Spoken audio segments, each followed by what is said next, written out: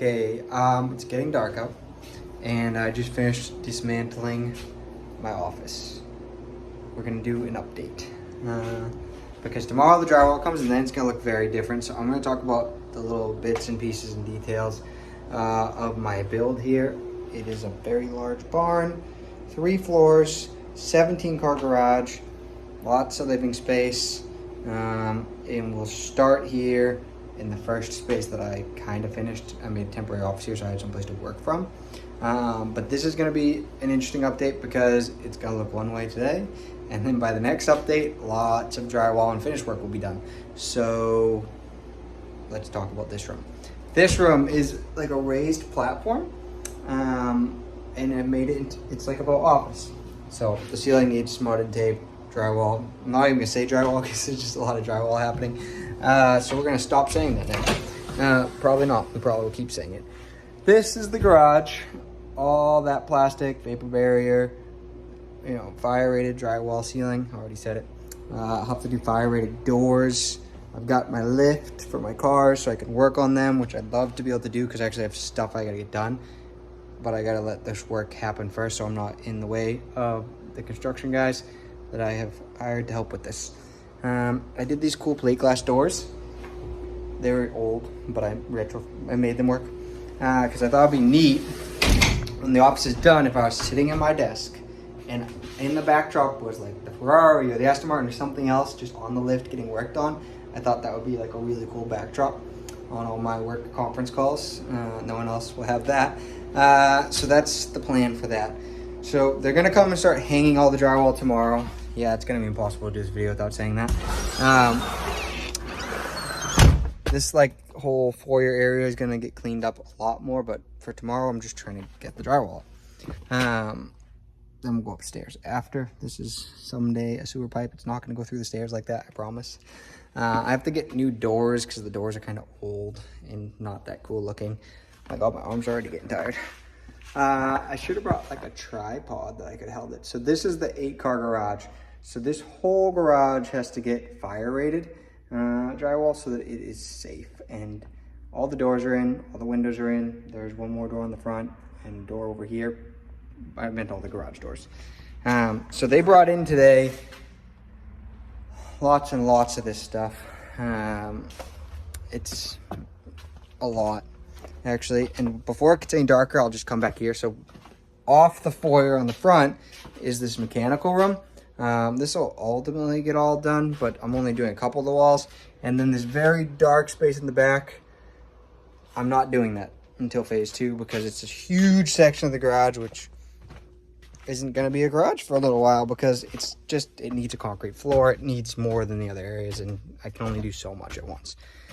So the interesting thing that happened today is they came in and they brought a big boom truck and they laid out all the drywall, and there's a lot of it. So these stacks, it's a lot. And then these stacks over here, and then all the ones up front. So the interesting part of this story is if you're not here when people do stuff, it's pretty much always done not quite right or completely wrong.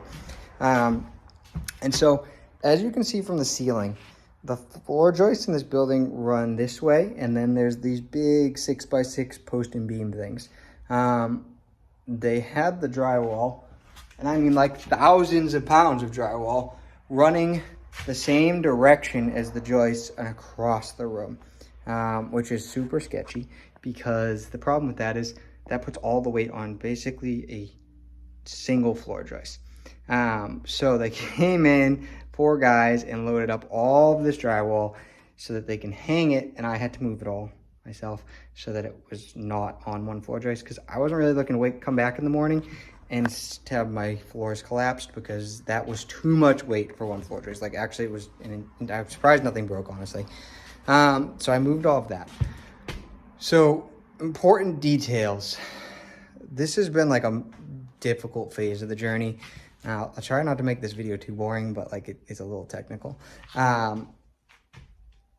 Subfloor, like really nice new solid subfloor for safety. So I have like a floor I can count on. And it'll be level and sturdy. I'm tired, too many early days, but spray foam, all the strapping so they can hook the drywall to it. All the electrical is in, all the plumbing is in, all the sound deadening insulation is in, all the piping for drains for the HVAC so we can keep humidity just right in here because it is the Northeast and it gets very humid and I hate humidity actually. All that's done. This is hard, this phase of the project, because every single surface in here gets touched to do the insulation and to do the drywall, which means that I had to spend months, probably more like a year, honestly, trying to think of every single little detail that will never be touched again because it will go behind the drywall and you can't touch it after that without ripping things open. And it's not cheap to do. I think the surface area was close to like 13,000 square feet of drywall. I'll be excited when I don't have to say the word drywall again. Don't make that a drinking game because you will die if you say it. Drink every time. But gas lines, so like I wanted a gas stove, so we put gas lines in. All the lights in the ceiling, all the ceiling fans that I wanted in here because it is very tall ceilings when it's done up into the peak.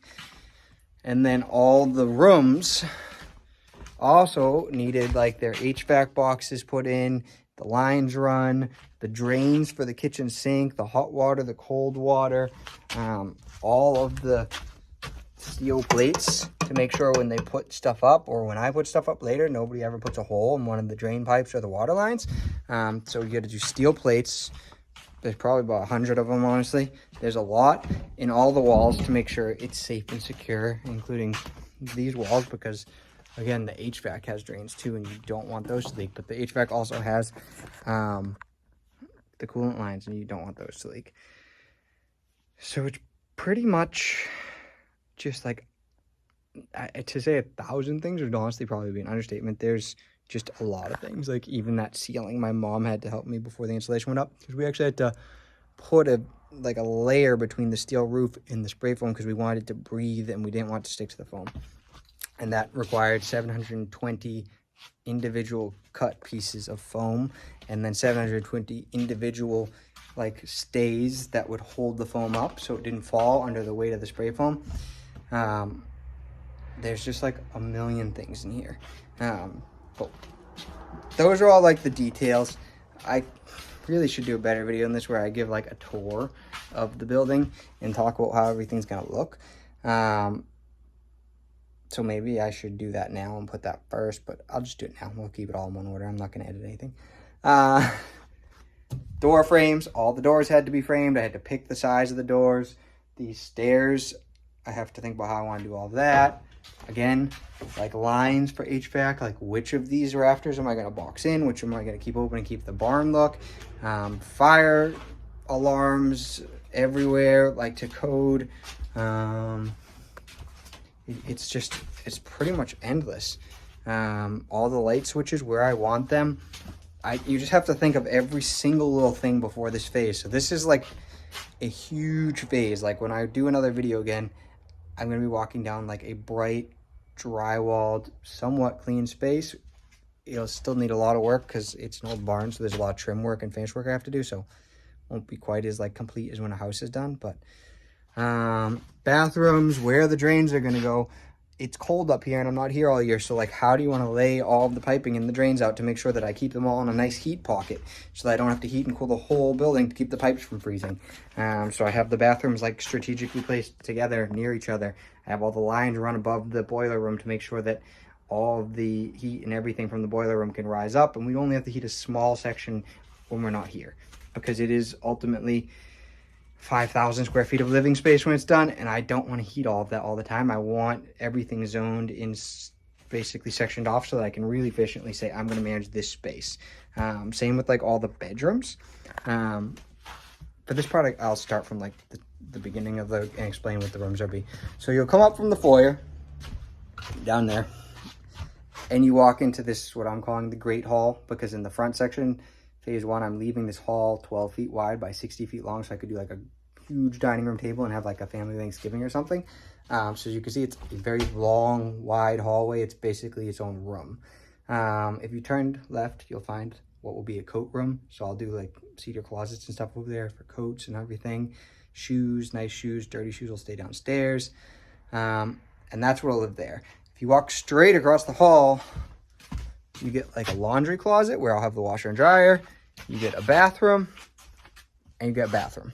I will explain why there's 2 bathrooms next to each other, because my mom hates it and keeps telling me it's crazy. But the back section is going to be like a master suite and a library and everything else, and I'm not doing that in phase one. The front section is literally supposed to be guest quarters, so that guests can stay here and have more than one bathroom to use if 2 people need to use the restroom at the same time. So it didn't really matter where the bathrooms were as long as they were next to the 4 guest bedrooms. Although technically it's 2 offices and 2 guest bedrooms because I needed the office space. So that's why the bathrooms are here, and they're just placed so that like it's more about utility than it is about like making it comfortable with the master suite, because there will be a master suite someday in the back. The drywall is blocking the entrance to this bedroom, so we'll just like poke in. Just one of the bedrooms. They're not like crazy bedrooms, they're just simple bedrooms. Again, they're just supposed to be guest rooms, so you'll come in, guest rooms. There'll be closets set up differently in the back for that bedroom and that up space, but up here I don't really need it. I need a wardrobe and a place where like my grandmother could stay, family could stay, friends could stay, and be comfortable. So all the bedrooms are individually heated and cooled in their own zones with their own separate HVAC, which was something I strategically did because if people are staying here, I want everybody to be able to pick the exact temperature they want their room to be, whether it's hot or cold. And I just thought it would be really nice if you could be like, push a button and I'm just choking on insulation, no big deal. And have it be exactly the way you want and have like really comfortable space for guests. So that's why that was done that way. It costs a little bit extra, but I think it'll be worth it. I think it'll make for like a really nice space for hosting people, which is the point of having such a huge space. And the lake house is nearby, so we can go to the lake house too. It's just like really practical.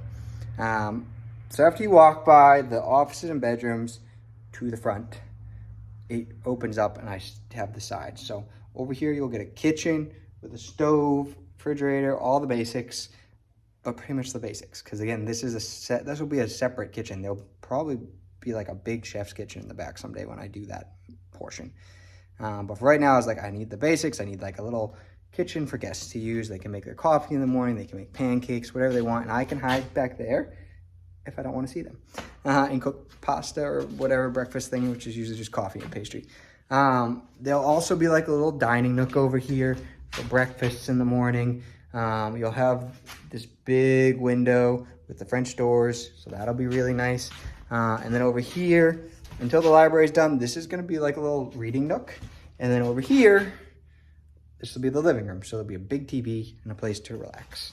And that's the second floor. First floor is all garages, as you saw. All space for toys. And then, as I was going to tell you about something on the outside, but I'm just going to leave all outside details off because people will be sketchy. Outside will be really pretty and look like a fancy barn, but like nice. Phase 2, someday, my hammock where I take a nap when I'm too dirty to lay on a couch and I'm tired. If you walk through the coat room, you go up the stairs. It's going to be kind of dark up here, so I don't know how this is going to work. So we're going to speed through.